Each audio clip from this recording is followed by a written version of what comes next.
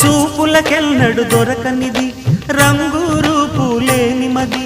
రెప్పలు తెరవని కన్నులకు స్వప్నాలెన్నో చూపినది వెచ్చని చెలిమిని పొందినది వెన్నెల కళగల నిండుమది కాటుక చీకటి రాత్రికి బాటను చూపే నేస్తమది చేతికి ఆదని జాబిలిలా